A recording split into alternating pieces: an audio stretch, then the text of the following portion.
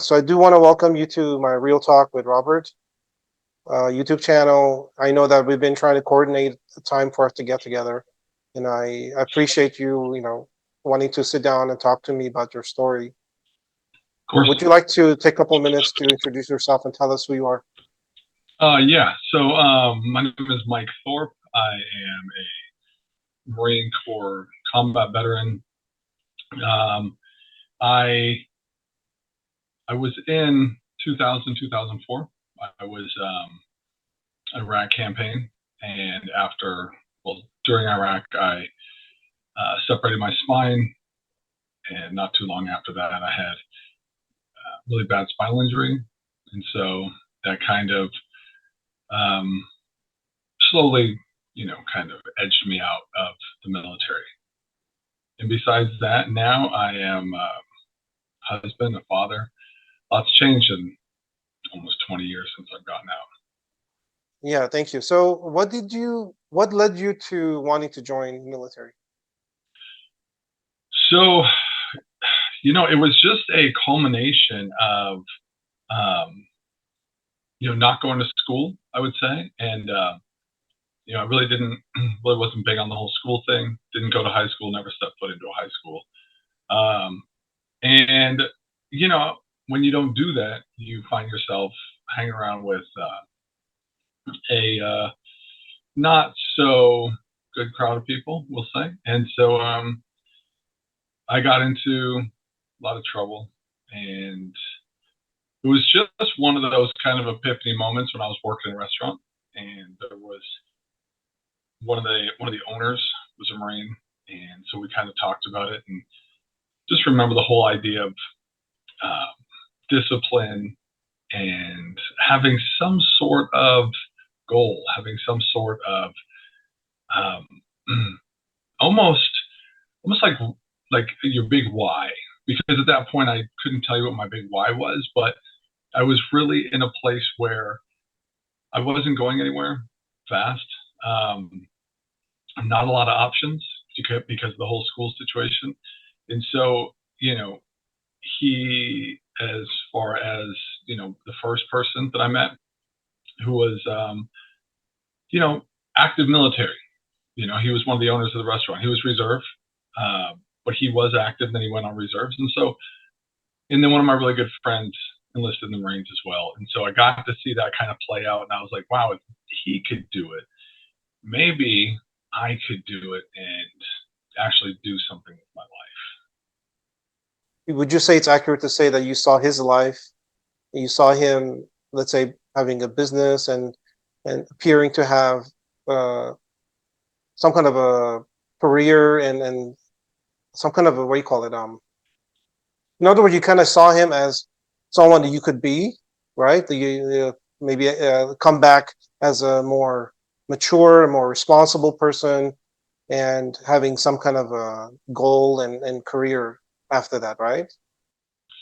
Yes. The big caveat was this was 2000 when I joined, and today being 9/11 was the Right. what changed the whole trajectory of my military career, because the idea of just going in peacetime, go in, they'll pay for school, give you some direction, discipline, and then you should be good to go as far as life is concerned. That was the idea. However, 9/11 happened, which changed everything. So the guys that I met that were they never went to war. They were already out. Mm. They did their 4 years and they were out by then. And so they kind of had things together because they were able to really take advantage of the GI Bill and really kind of the normalcy of what the world was like in 2000. And so yeah, I like I said, I was hanging around with people who were not good for me or really great people. They were definitely weren't living up to their fullest potential, and so I wasn't, and I wanted to really see what I could actually achieve, because all the things that I was thinking about doing, I felt kind of hindered with no education. So I figured if I go into the Marines, I can get that a little educated, discipline, and then come out the other side and use the GI Bill. Like I said, everything changed. However, that was the intention at one time for sure. Right. So so here you are. It's year 2000, and you're about to enter the military. And it says a lot about how timing influences our life. You know, you could have gone in at a different time where there's, let's say, no war. You know, like in other words, like 9/11 wasn't going to happen or already had happened, and you go in, and your life would have been totally different, right? At least experiences going in the military and come back maybe a different person. But you went in during the time where 9/11 did it happen or was about to happen? What month did you get in? So I joined in 2000, and 9/11 happened in 2001. So, it was, it wasn't long after I was in that it happened. And what's really weird is I was the last person that I knew that enlisted before. Most of the guys that I have met since, unless they're older or that I was in with, most of them were post 9/11. So they never had that peaceful, kind of world view as far as, oh, we're going to actually take college courses in the military and do these different things. So everybody that I've pretty much come across is post 9/11. They joined after 9/11 because of 9/11, or thereafter. It They joined. So yeah, it was definitely different because I talked to a lot of people and they joined for all sorts of reasons afterwards. Well, in 2000, when I joined, my reasons were I want direction and I want support going forward as far as schooling and, try to get some discipline as well. Right. So moving forward to the point where you're in it, you've already joined the military, Marines, you said. What was the training like? How long did it last? What was the experience there? So boot camp is 13 weeks.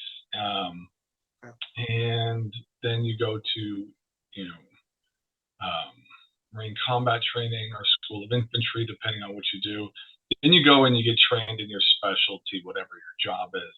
And then you go into the Marines, right? It's like your job, whatever that may be.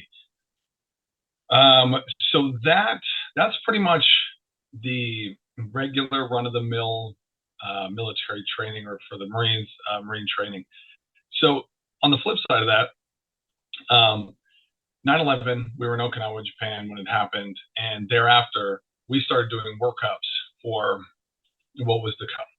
And those were very rigorous, long hours, and it just seems like exhausted, you know, every every part of us, more so than a lot of times that we had in, because boot camp was like break you down, build you back up. But this was like get ready for war, get ready for war, and take what you know, perfect your craft, be prepared for what's to come.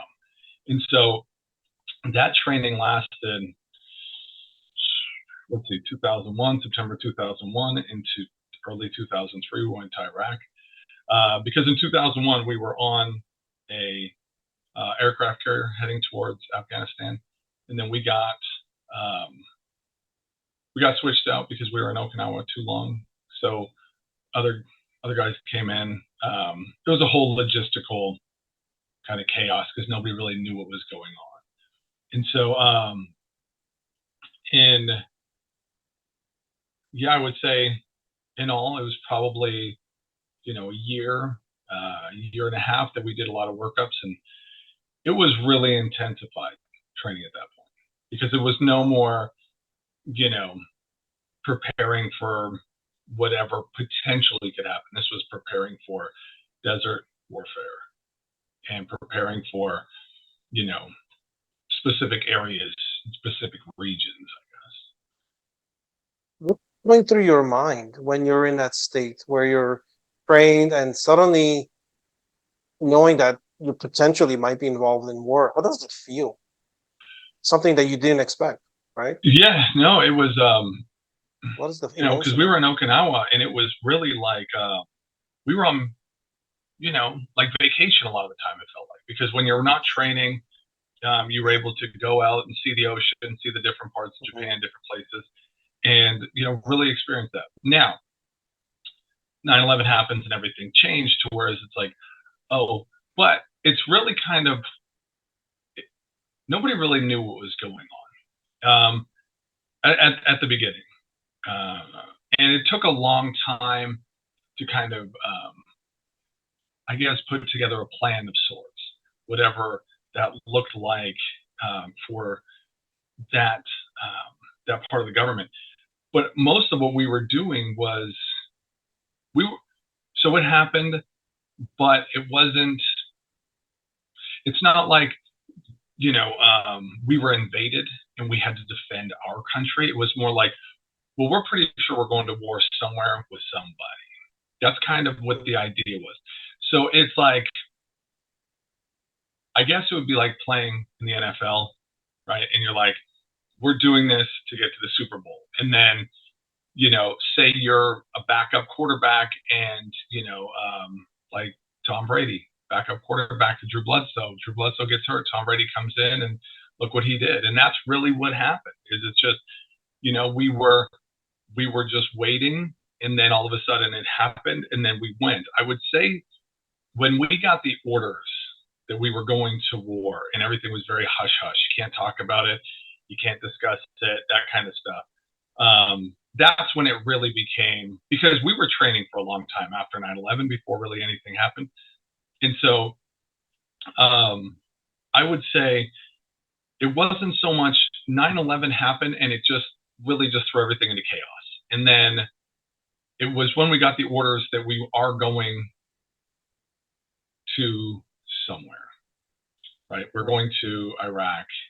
We're flying out, and this was weird because nobody really knew what was going on. So we had orders. We were going to Iraq, and, um, we were going to be flying out and all these different things. So once we got that, and then you have a clock, because I always think if you have a clock on it, then it changes things.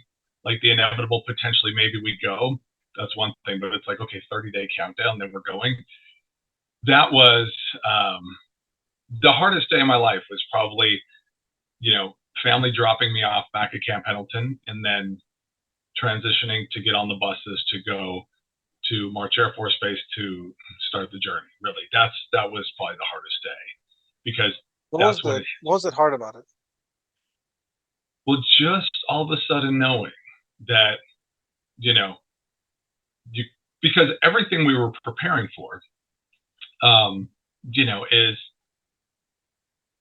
a lot. There's a lot of death talk and associated with war, and so you have the idea that like a lot of the speeches, right? We may not all come back, type of thing. It's like, whoa, so you're What did starting you to get hear? those. Wow. And so when you're looking at your family, you're talking to your family and everything, and interestingly enough, there was, it was just this very uneasy energy when I got back down to Camp Pendleton, because quite honestly, it's you could take the most hardened individual. We had people who spent years in jails and prisons, the hardest men I've ever met in my life. Guys that have been through things that I've never even, can wrap my head around. And they were having that somber moment where it was just like, this might be it. And so what made it hard was saying goodbye potentially for the last time, which some of the guys, it was the last time, but it was, going with that whole unknown. You don't know what Yeah. to expect because you can watch, actual footage from different wars and, movies and study it. However, never being there and it never really gets easier, and so, yeah, that's what it was. Plus, then you have the whole other side, which is the family, friends, loved ones who are that worried about you. You have all these people who are like, well, how do I say goodbye to somebody? It's not, I'm not going away to college, you know, I'm not going away Yeah. to, you know, summer camp. I'm going away to war. It's like, how do you say goodbye to somebody who's doing that? So Yes. that's what made it really hard. Exactly. So when did you? So what was the next? So what happens next? In other words. Um, well, after that, you know, we get to Kuwait, and the weirdest thing was we get to Kuwait, and anybody will tell you, anybody who was there was nothing really set up. They're like setting up tents, and it's just like I said, it was like logistically, it almost seemed like you know, if you go hiking with a group of people, but you hike faster than those people, and they're the ones with the tents and the food and everything like that, and you stop and you're like, wow, are they going to catch up or what? So that's kind of what we felt like, you know. And so they were literally putting up these tents and different things like that when we were arriving. We didn't really have anywhere to go. They were putting up tents and everything. And so in Kuwait, we had no idea what was going to happen. We figured we're going to war soon. Well, we were in Kuwait for a while, to whereas you know then all like the you know the scuttlebutt starts right where it's just like, well, I don't think we're going. And then everybody's like, well, I don't even think we're going to go to war. We'll just be home. So and then we had satellite phones. We talked to our families, and we're just like, yeah, we're not even sure. You know, write letters like we don't even know what's going on. We might not even be going, just because we really at that moment. And interestingly enough, I was actually on the phone, uh, satellite phone, with my mom, and I remember she was asking me if you know if I want to talk to my sister, or my dad. And I said no, I'll talk to him tomorrow. And I said there's a long line of people that need to use the phone. Let me just give you a call tomorrow. And so you know, it's no sooner did I walk out of that tent, going back to my tent, all the lights turned on, and it was go time. So my mom literally didn't hear from me for 45 days because nobody knew that the war started here. You know, back home, nobody really knew what was going on. There was no reporters or any reporting that early, and um, so yeah, she was waiting for a call that didn't happen. So that's kind of what kind of what happened. And then we packed everything up, and I remember sitting in the back of a truck with a gas mask on, looking up at Patriot missiles intercepting Scud missiles, and I'm like, okay, we're all going to die. Nobody was saying a word. You could hear a pin drop in every truck and every vehicle. There was no,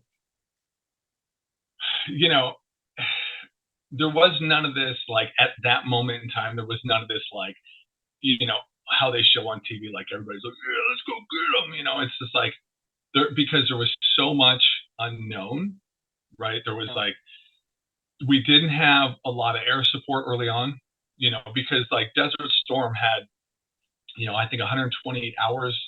Not exactly sure. I know I always get my numbers wrong on this, but there was just days of just bombardment from air, and I don't even know what we had, but we knew that it wasn't a lot, and we were seeing the Scud missiles come and the Patriot missiles intercepting them, and I'm just like, that is that you know moment where like this is the realist thing.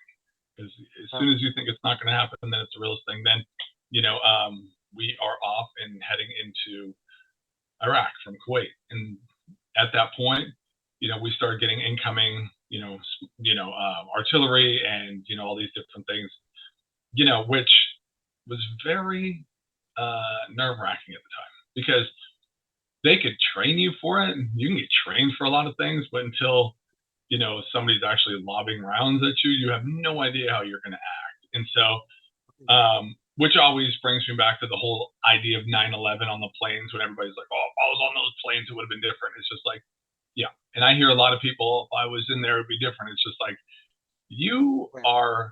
nobody knows what to do because nobody's been to war. Like Desert Yeah. Storm was a long time ago. So nobody's really been to a huge conflict. Some people were in Desert Storm, but before that, you know, there wasn't really anything except Vietnam, and there's nobody really kept over from that. And so for the most part, this was first time for everybody.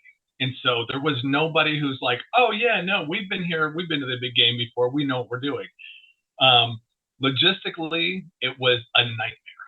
So because keep in mind, this was 2003. There was no real communication.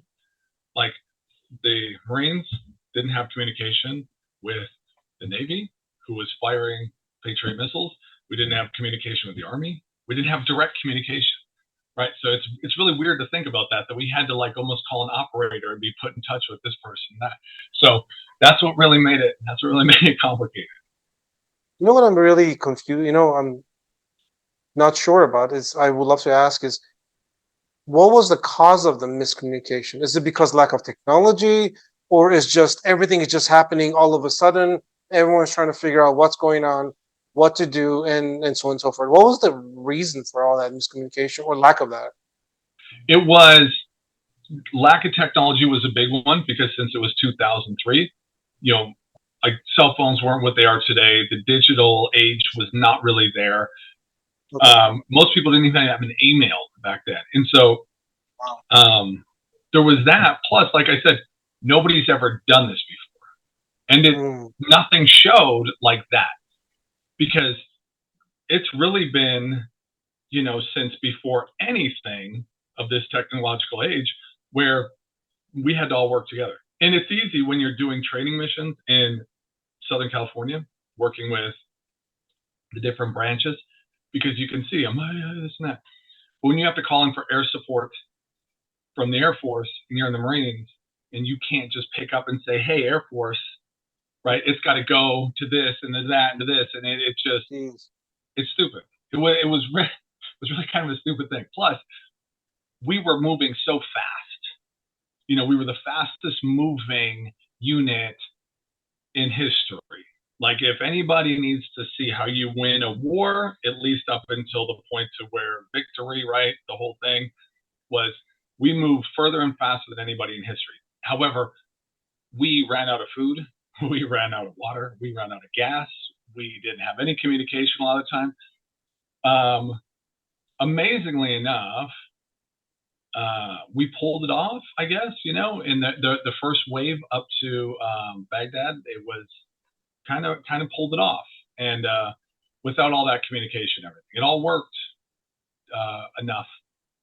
But that was the biggest, because if anybody can think of where they were in 2003, we had a satellite phone where I was calling my mom on her home phone because it was, you know, at the time, 2003, we had cell phones, but like I said, it wasn't like the cell phones today. And so it was just so different. And like even the Sure. technology with the phone and Right. the cameras and everything. So we I don't didn't think have we a even lot had of a smartphone back then.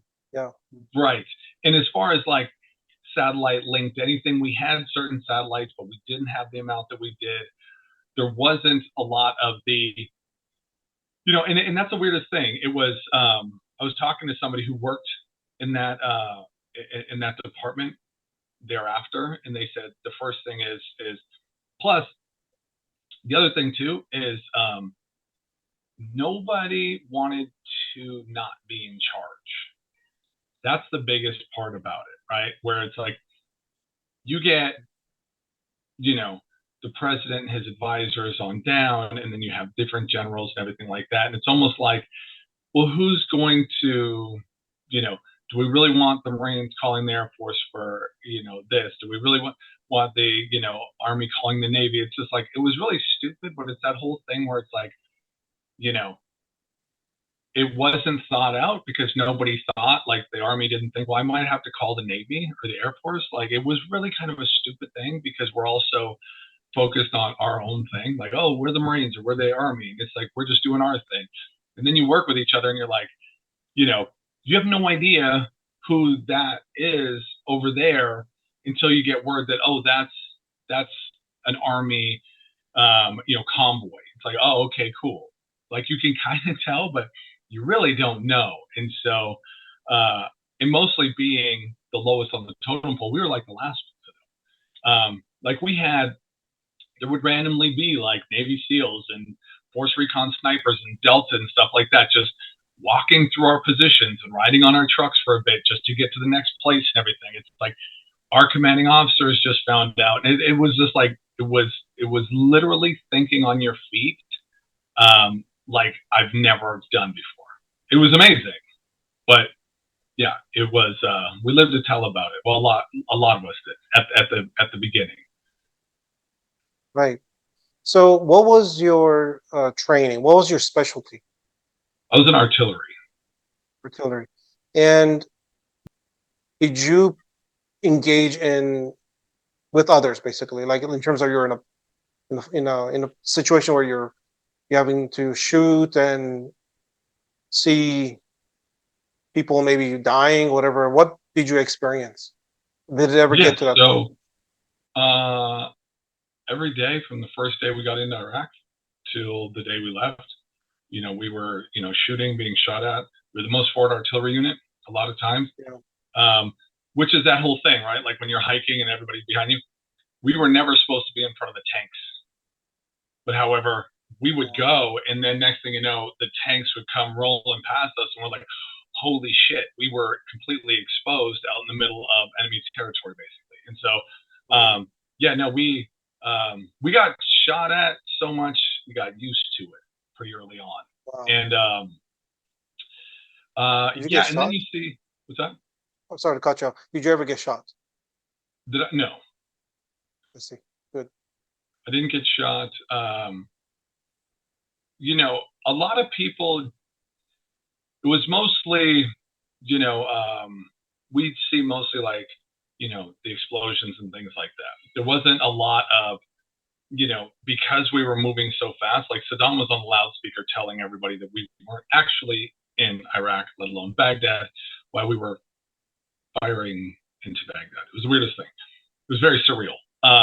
But we were getting a lot of small arms fire and things like that.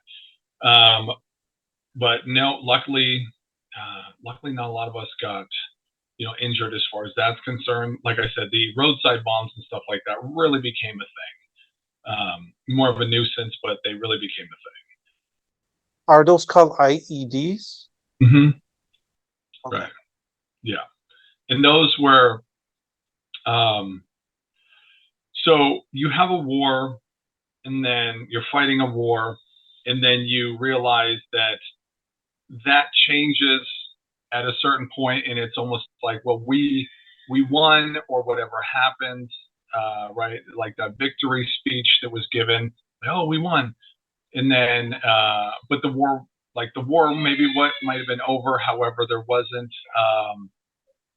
wasn't like a real plan, right? And so what happened was they changed the rules of engagement, from full on war survival to you can't shoot until being shot at. And so that's when we saw a lot more of the IEDs and things like that coming in, because if you see somebody doing something suspicious, you can't just engage them. You have to make sure, you have to have confirmation that they are in fact digging an explosive. Um, and that's tough, right? Unless they're wailing a machine gun shooting at you, or a rocket launcher or something like that. It's really hard to tell, and so that's what that's kind of where all the IEDs really started to come in a lot more, because they knew they have CNN, right? They have CNN. Sure. They knew that They we had an couldn't advantage shoot over you them. guys. Yeah. And so they knew that our rules of engagement changed. They knew everything we knew as far as that, and so they got you know they knew what that meant, and that meant that they can come closer, they can do more, they can drive vehicles in, you know, um, a lot closer and different things like that. And so unfortunately, that caused a lot of deaths, but that all those decisions were above my pay grade. But Yeah. at the beginning, to get back and answer your question, yeah, there was a lot of death around, and the one thing you never forget is like the smell of it, Right. between the bodies, because there was bodies on fire and burning, and there was Wow. oil fires. There was just everything was on fire, in an already hot place, and then you have the smell of death, and then this rank just kind of um, flesh being eaten away. Okay. When you mentioned death, are these guys the American soldiers or like the enemies? Yeah, so they would be uh, the Iraqi soldiers mostly. It would seem um, that you would see. However, there was a there was a lot of dead people before we got there because Saddam was Saddam had this idea that everybody should fight for him, and if you don't, then there will be consequences, right? And so the I consequences see. were dire, and so a lot of people were dead prior to us really getting there, which was kind of a I weird see. thing. How did And that they happen? weren't You that. think? What's that? How did that happen in your Yeah. understanding? So what had happened was they we were going like war was going to happen. War was inevitable at this point.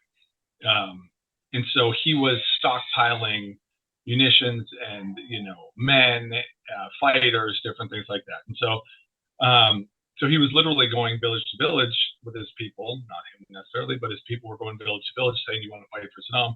People would say no, and so they would, you know, do these horrible things to the families of, and then they would kill them if they did, right? They try to get you to do any. They would try to get you to join by any means. If that didn't work, then execution. And so, yeah, there was a time when we were driving down a road, and there was a young girl, maybe 8 or 9, holding her baby brother in her arms, standing next to her dead parents that were assassinated, um, both bound and shot in the back of the head because they wouldn't, right? They wouldn't fight. And so uh, the the consensus is that the kids were hiding, and the wife was killed. The husband still wouldn't. He got killed. Like I said, both tied, shot in the back of the head. And so we'd see a lot of that kind of stuff. And yeah, it was it was one of those things that just became very normal. Strangely enough, No, isn't just it? seeing that. Yeah, It's difficult. It's just the thought of saying it became normal. It's crazy, right? It's like you see something that you never expected, and then you suddenly you get exposed to it so much that you just sort of become numb by it, because if okay, well, you know, it's just the way it is. I right. mean, I can't imagine how that affected you and others that actually were with you. I just can't Yeah. imagine.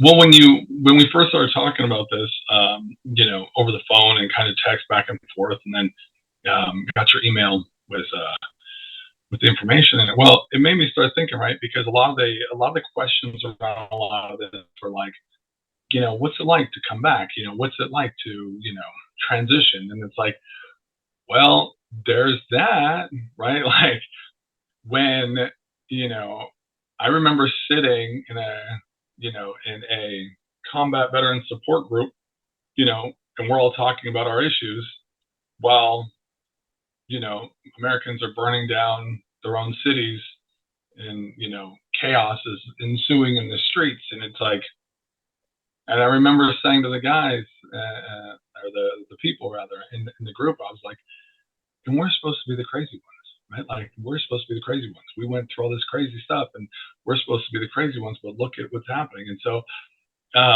it really made me start thinking, right? Like if you're not affected by something directly or even indirectly, um, how do we kind of fit back into the fold, because everything is so different. And so we'll hear.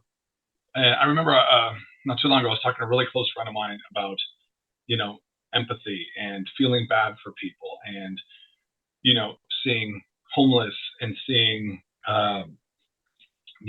transients, or I'm not sure exactly what they're called. I think they're called without a home, or I don't know what they're called, but They call it so unhoused, I think. unhoused. And but see, that's America, right? It's just like, we have these things, and then people are like, oh, I feel. And I remember there was a guy, not an enemy combatant in Iraq, and he said, I'd rather be homeless in America than rich in Iraq. And I was thinking about it, and so I'm like, so if you drive down the street and you feel bad for a homeless person in America, it's just like, well, he still has it better than a lot of people in this world.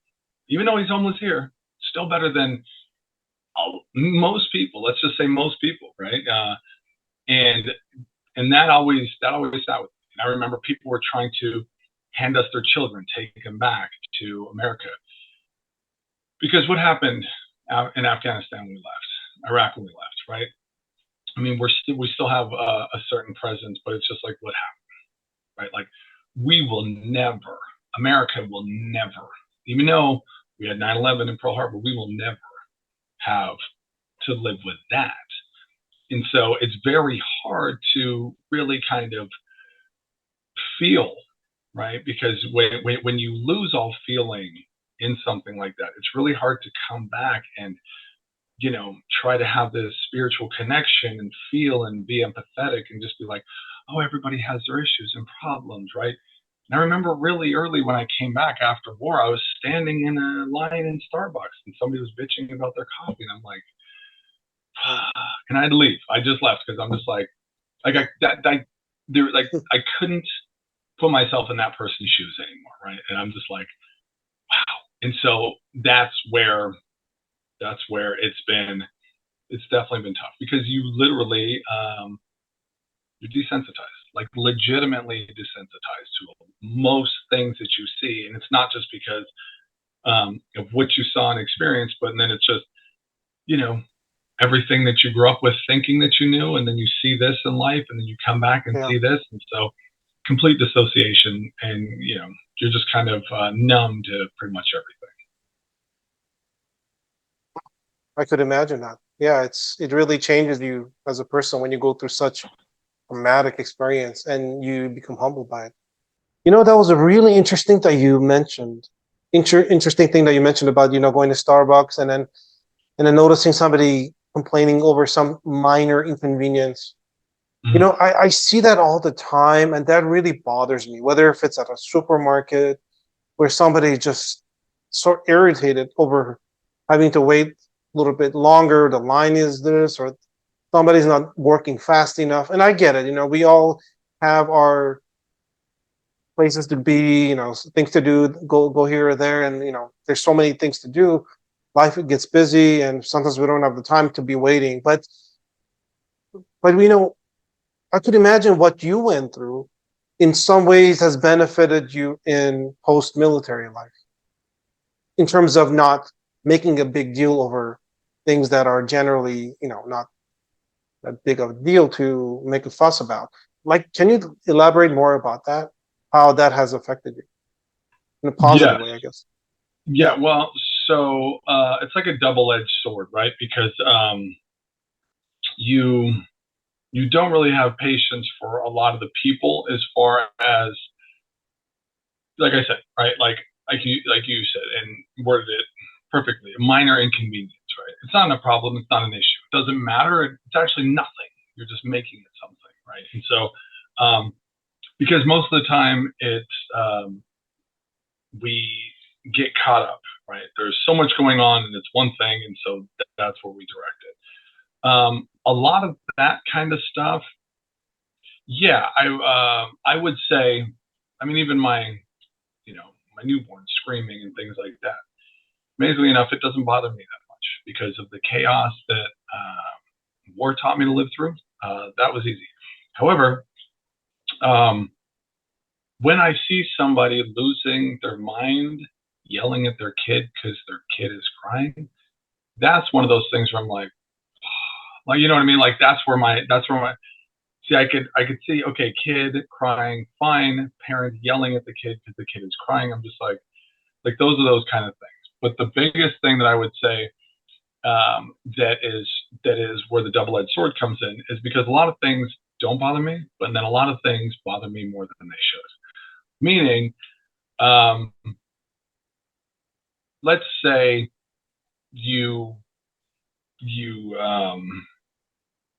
you're going to have something delivered, right? You order something on Amazon and you're going to have it delivered, and it's delivered and like the box is falling apart and like bolts are like laying around, and you're like, you think to yourself, right? Like, at what point did this person look at this box and say, screw it, we're still good, right? Like, that's the thing that bothers me, because in military life, in that kind of, at least in the Marines, I can speak to in my unit, is it's like when you go to war, that's like the ultimate test. That is where, when you make mistakes, people die, right? And when things go wrong, people die. So you don't half-ass anything. You make sure everything is as good as you can get it. And so that's where those kind of things bother me. And so you go out and you're like, hey, so you say to Amazon, like, hey, the box is all this and that. But you think to yourself, like, why? Right? Like, you find yourself asking why. Why are certain things just done, right? And so I will hear things like, well, you're not in the Marines anymore, you're not at war, right? Which is kind of like a cop out for not being, not wanting to take responsibility for things. So I find myself really, I found myself really struggling with people who just kind of half-ass things, right? Like, it's like mostly like customer service, like the idea of customer service, and then it's just like, when you're trying to, when something's like black and white, you get a phone bill and you're like, okay, this is wrong. Let me go ahead and call these people. 32 people later, you're still stuck with this thing, and you're like, you're just irritated and upset, right? And it's like, those are the kind of things I think about, and I think, like, does nobody know how to do their thing? And then it's always, well, that's not my job, right? That was a big one, like during COVID that we saw, where it's like, yeah, I need this, and they're just like, oh, well, no, that's somebody else's job. Whose job is that? Well, they got fired. It's like, perfect, and so it's just like, it seems like society getting back from, you know, uh, war incoming and getting out of the Marines, and the way I dealt with things, um, I did, because there was no more rose-colored glasses, right? Like, it was just kind of like, just like the stupidity of things, right? And the excuses and the BS, more or less. And what I mean is, it's like, if so, with the jobs that I had afterwards, right? Is it's like, you have a job. Now, I remember working at UPS for a short period of time, and I was unloading boxes and stuff, and I was like, yeah, I'm doing my job and I'm doing it. And a guy came up, he's like, dude, you're doing it too fast. You just, no, you're doing it too fast. You need to slow down. We need to make sure there's enough work for everybody. And I'm just like, what? It's just like, no, and so that in my head, I'm just like, so I need to slow down to cost the company more, to stop the production. And I'm just like, because it's just like, and these are those things that just never computed in like the civilian sector, I guess, because I realized, right, like, there's no second chances anymore a lot of the time. And when you get one, you're like, wow, that's crazy. But you always want to, you have enough discipline and you want to go above and beyond a lot of time, and you really want to kind of help out. Well, the biggest problem for veterans in this world is that we've been through, even people who weren't combat veterans and they were just in the military, even reservists, there's a certain level of discipline and understanding that they have, right, and fortitude to get a job done. So when they do work at a place where there's people that are just, half asleep, it's very frustrating. And so that's what I found. I found that very frustrating, because in the military, mostly for me in the Marines, like, there was no excuses, right? Like, oh, hey, what happened? Oh, I overslept, right? Like, it's like there wasn't that. There was no space for that. And so that's where I think I had the hardest time. But in anything, that's what we see. The person who was upset because, at the Starbucks employee and yelling at them, all because their coffee with 42 different things in it wasn't right or whatever. And it's just like you're holding up the line. You could, you know what I mean? But I think to Yeah. myself, this person's then going to go to work and then be pissed off, and that's going to affect somebody else. And so it's like this whole chaos thing that ensues because of that. And it's like, because the one thing that combat teaches you, not at the beginning, but the more you're in combat, the more you're used to getting shot at, the more you're calm in situations like that. And so I have a hard time being calm. Like I can go sit on a beach in Hawaii and have a hard time sitting in a beach in Hawaii and just being. Wow. Um, Interesting. Now, if there are, you know, lots of people, lots of sounds for whatever reason, I'm more comfortable like that. And so that's just like a pre-programming thing from war. So that whole mindset, when I am dealing with problems and problem solving, super easy, super good. However, a lot of the time, my problem solving and the things that I deal with are other people, and then that tends to be an issue because it's not about right or wrong. It's about the fact that I see things differently than somebody else sees things. And when you come from the military, you expect to give and receive answers and questions. And you have the right to a certain extent to talk about certain things. That in the civilian world where it's just like, no. So there's a lot of things the military does to not really set you up for civilian life. And a lot of those, like I said, a lot of those are control and chaos. However, a lot of time we create our own chaos too because of Hmm. the unstable, instability in our head. We go out in the world, and when things don't work how we think it should work at Lowe's or Home Depot because we're not getting, we're pushing the button, but nobody's coming to get the saw out. We just want to rip the gate apart and take the saw out and take it up and just, ugh. And so Yeah. we could also be a big part of the issue as well, for sure. It's interesting you mentioned that because you know what reminded me of when you were telling me about how you react to different situations. Because I used to work in retail for a long time ago. I worked selling electronics and all that, and I remember there was one man who would come in sometimes. He seemed a little bit odd, in his behavior. He had like weird eye contacts, and he seemed kind of jittery, and he seemed kind of intense, kind of impatient. And so one day he came in and he was rather upset because he wasn't being helped, or at least he felt he was ignored. And he came up to one of my coworkers and went up to her face, and she was already kind of like scared, and she was like, "What is this guy going to say or do?" Very serious face. Like he just goes up to her and just says, "Do you know what it's like to stab someone into the abdomen and twist the knife over and over and look at the eye of that person waiting to see the life fly away from that body?" And I was just standing there. I was like, whoa, that's some crazy talk right there. And he said, that's what I've been through. And I live with this every day because he was a Vietnam veteran. And then she said, oh my God, I'm so sorry, And he says, yes. So are you going to help me now? And I will never forget that day, the way he was animated and just talking about had that experience. And mental health is a pretty big issue.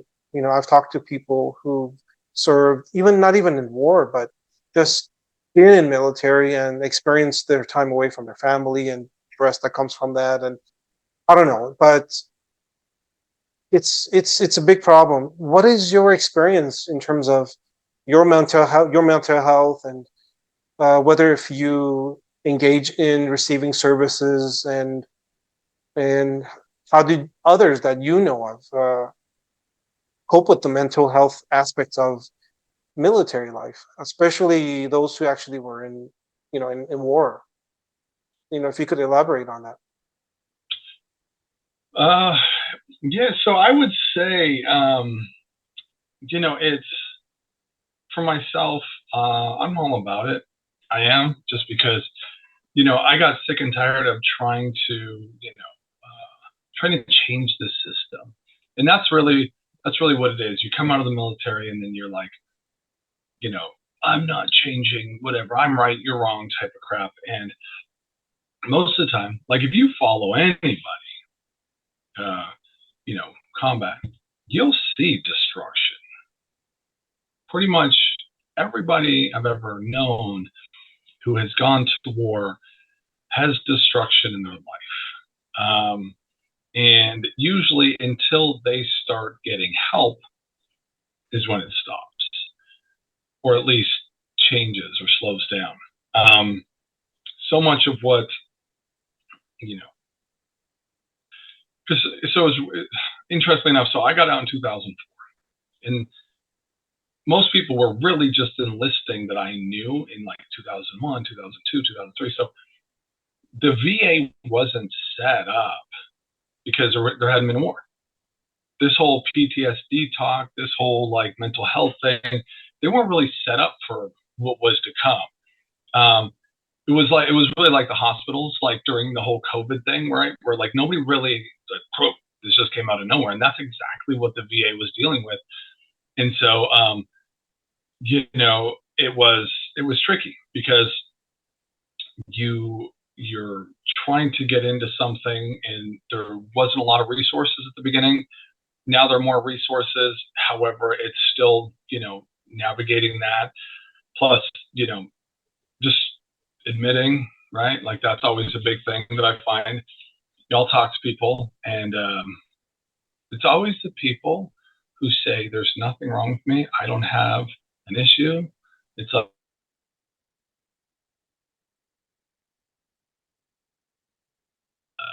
yeah, those are the people that should go to the front. Always the person who says, "There's nothing wrong with me. I'm fine." It's like, put that person at the front of the line, because that's how I was for a long time. But everything was, you know, um, collateral damage around me, right? And so I was having a lot of issues, and so I remember going in and going through, because basically, um, getting part of the VA, starting to get healthcare and different things like that, because I was having a lot of spinal issues from Iraq, and so eventually my spine ended up collapsing on itself, and then all this and that. So in that, like a lot of people were like, "Dude, you okay? Like, you seem like you're really upset. Like, you good?" And I'm just like, ah. And then the conversation kind of come up, like, "Hey, you ever talked to somebody?" And I'm like, "I ain't talking shit. I'm fine. That's all, blah, blah, blah," right? That's all kind of like that kind of thing. And that's how I always was, right? Like, that's how it always was. And it wasn't like the male bravado BS that a lot of people think it is, where it's just like, "Oh, he's just a guy. He doesn't want it." It's like, I was programmed to be a certain way. No excuses, right? You it's like, this is a clear cut idea of what it is. You take a dog from a home, you teach a dog to fight, you put that dog in fights, it kills, and then you're like, you can go back to the home. We're not going to untrain you. We're not going to do anything different. You go back to the home, that dog bites, somebody's like, "Oh my God, what happened?" Right? That's literally what a combat veteran is. It's no different than a lot of other people, right? Like you said, it's not just military, it's trauma in general. And so Yeah. you have you have all these things going on, but you don't know that there are things going on. It's almost like being in a toxic relationship with somebody, and then somebody's like, "Hey, you shouldn't be with that person." And then you're like, "Hey, you don't know what you're talking about." And then later you're like, "Oh my God." It's like, that's how it is with the things inside of us. So I remember going to, you know, hang out with some of my buddies, and I'm just like, "Damn, these dudes are really messed up. Like, you want to get help?" And they're like, and I'm just like, "Perfect. You're great. Wow." And it wasn't really until um, somebody really close to me, who was from my unit, actually, from Iraq, and spent a lot of time with this person until they killed himself. And then I was like, "Oh," because, you know, you talk to them and it's like, "Hey, what's up? What's going on?" "Oh, nothing, just, the grind and all this kind of stuff, whatever." And it's like, "Oh." then you find out they killed themselves, and you're just like, well, wow. For a lot of people, they just push it down more. For me, I sat there and said, okay, well, he didn't talk about it. There was no real signs, right? I mean, just anger and all this, but that's the norm.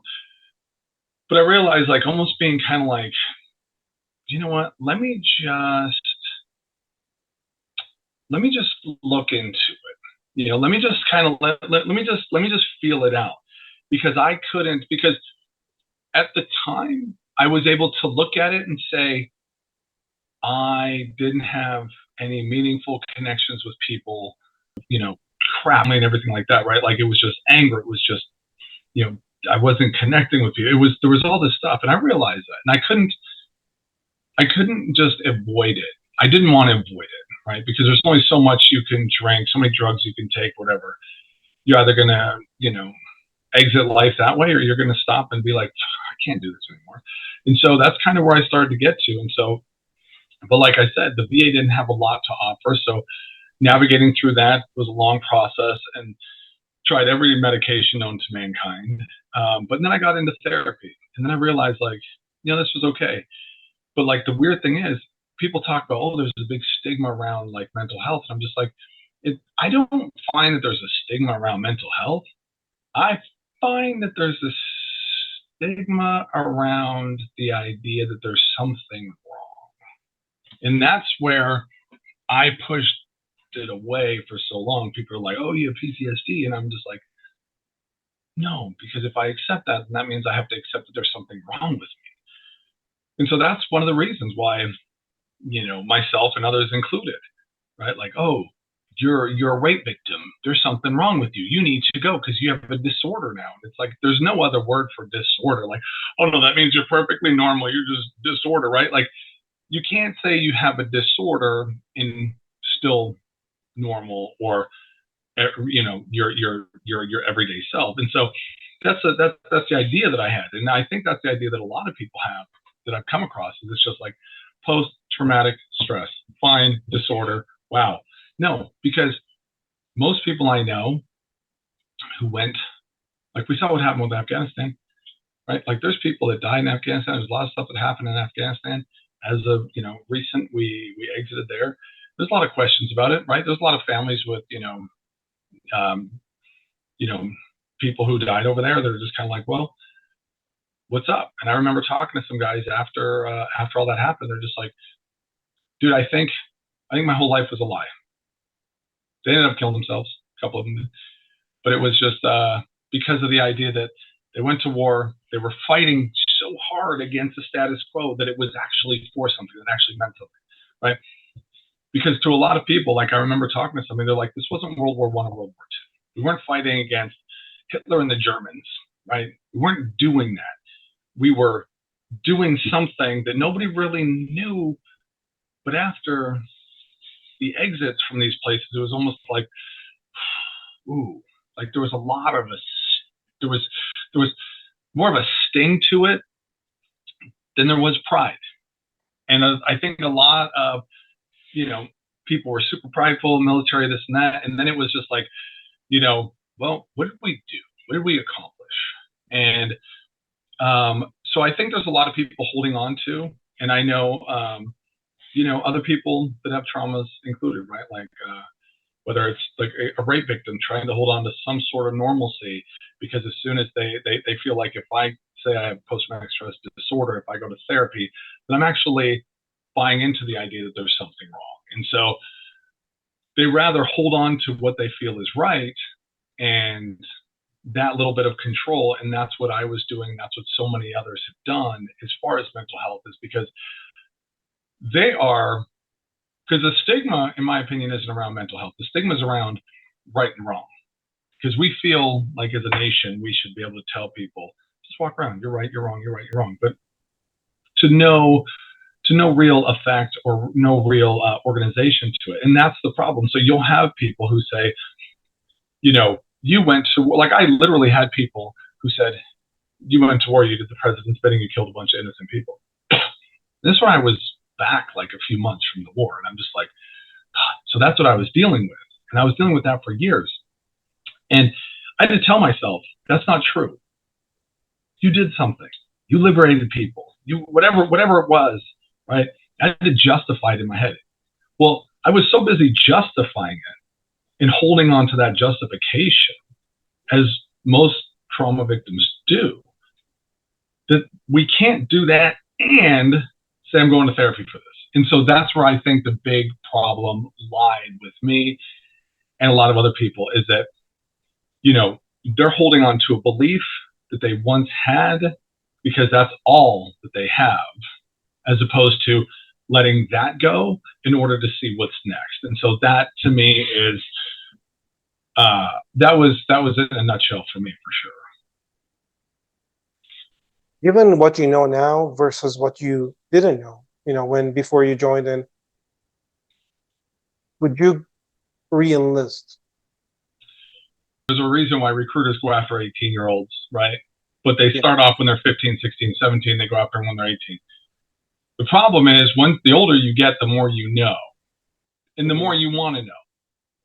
yeah, There's when you're younger, you ask why, but you don't really care why. Now yeah, I ask why, and I actually care, not just for military reasons, just in life in general. sure, So yeah, there's no way I would reenlist right now, just because, you know, I'm way too old, and I'm way too conflicted with way too many things in my own life, just as I'm living right now. And it's taken me yeah, almost 20 years to get back to being able to really fit in with, civilian population. So, yeah, the yeah, idea was to reenlist, right? Like, there was people who reenlisted on the battlefield, and like that was the idea. However, my spinal problems kept me from really doing much.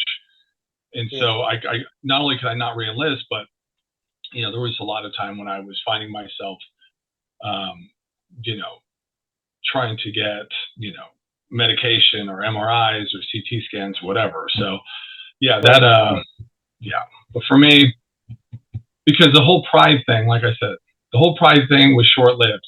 And as soon as I let that go and I realized that, I don't want to just hold on to that, and I want to be more, I want to be able to feel, right? And I'm just like, I don't want to have to relearn how to do that. that's true. And you've come a long way since you left military, and you've done a lot of inner work and so on and so forth. So, like, how do you function today versus then? Like, in terms of your relationship with your partner, your family members, are you able to live a fairly normal life now, or is it always a struggle? Um, yeah, so I mean, I think it's as normal as it's ever been. Um, I there's still parts of me that, come out, from time to time, just in life, Okay. where, you know, um, whether it's like some depression, or whether it's, anxiety or stress or something like that. You know, Anger's not around as much, but every once in a while, every once in a while I'll be driving down the street and somebody will be tailgating me, and I'll just kind of, I just have to breathe through it, right? But I realized, Mm, this is a cool thing that I realized. Uh, you're no different. Nobody's different. Anybody who's in a situation where they're getting tailgated, when they're feeling a certain way, right? They have to work through it, right? There's like, sure, maybe, you know, a Buddhist monk maybe could, yeah, be not affected, but a lot of us are affected. Like, there's hundreds and thousands of books written about this exact thing, where it's like, we're affected, but it's what we do with that information. And so I true. don't think I really ever learned how to, really deal with certain things, but mostly on the, as big as war, right? Like, oh yeah, you get in a fight when you're a kid, and it's just like, cool. Then you go to war, and then you're like, wow, this is what it is. So there's a lot of undoing, and there's still a lot of undoing. However, there's also learning. There's also, you know, um, it's a process. But I realized, talking to some of my best friends who not combat veterans, had certain traumas in their life, whatever, and I realized that everybody's been through something, and it's an everyday thing. Whether it's meditation, whether it's yoga, breathing, eating right. not drinking too much, all these kind of things, right? Like kind of like the same thing. So I would say, as far as like normal life goes, like I'm pretty good at that. Pretty good at that. Because I realize there's certain things that I just need to stay away from. And then life is easier like that. And so, You know, yeah.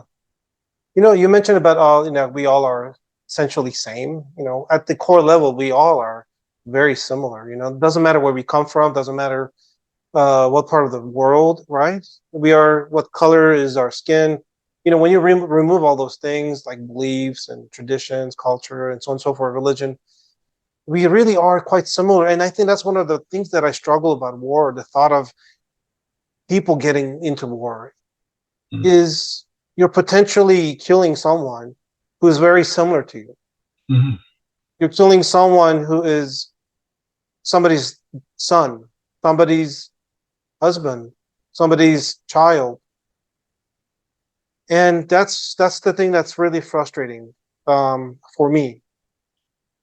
And I just wish that we could all sort of have a different kind of a world where we were just living more in a global cooperative manner and so on and so forth. I know it's probably a very naive way of thinking and everything. It just doesn't really work like that because at the end of the day, politics it's a totally different world. I think the ultimate people who are affected are the regular civilian people who are without authority to make all these decisions, worldly decisions. Mm. So it's something that it's rather unfortunate when you think about how many people have lost their lives and how many lives have been affected as a result of war. And I don't want to sound negative, but I feel like war is going to always be part of the human condition or experience.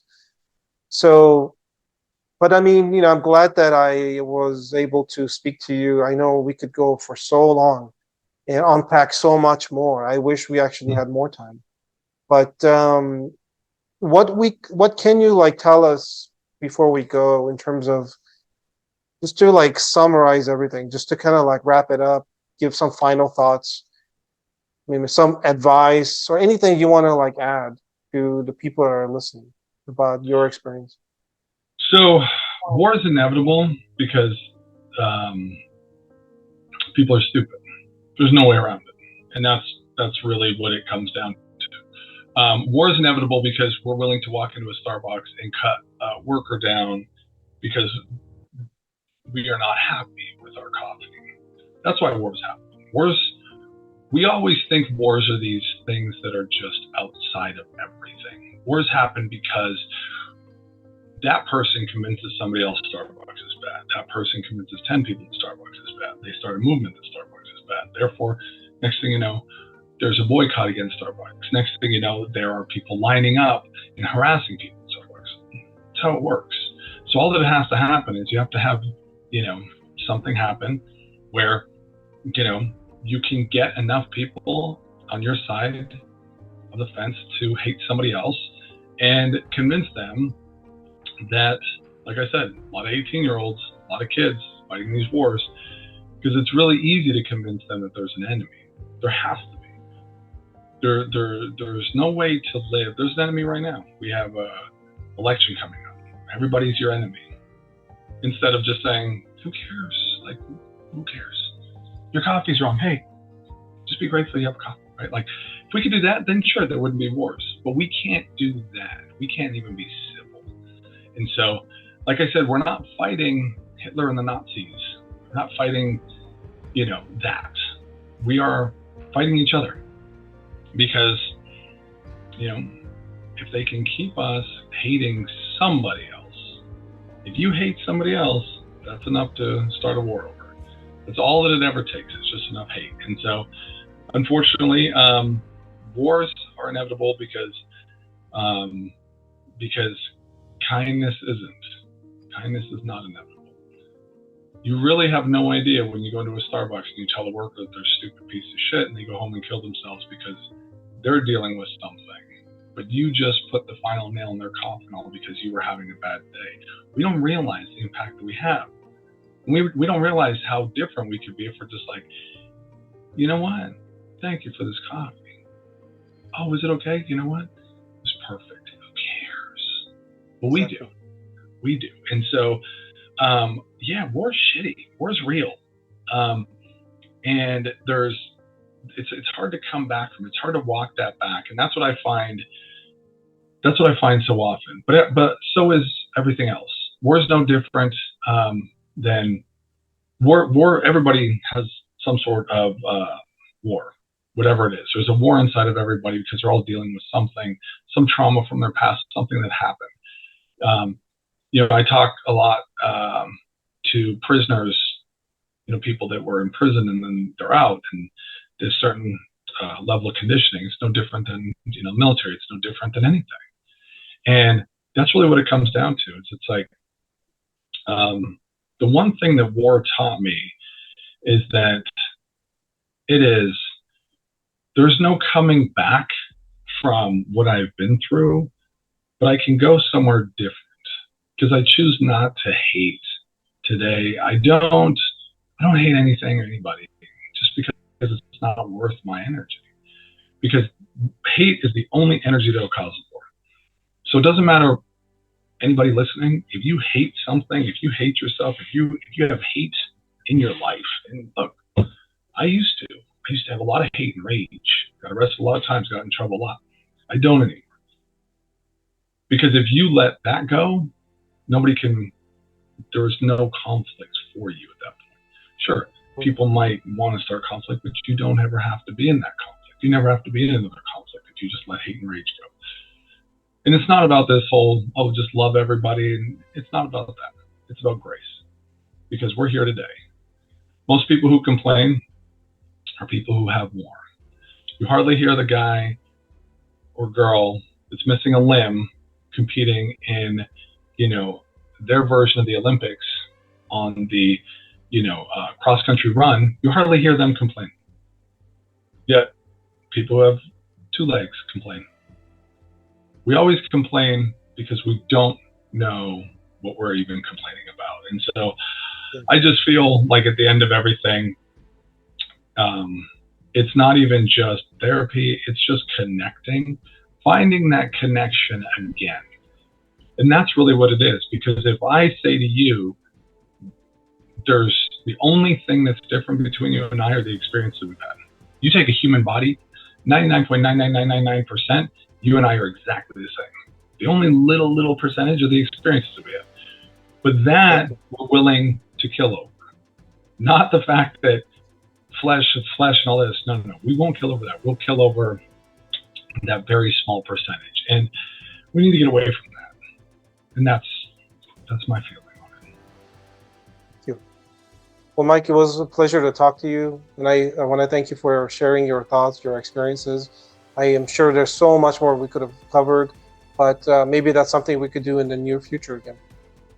So, yeah, I do again. Thank you so much for joining. Of course. Thank you. Thank you.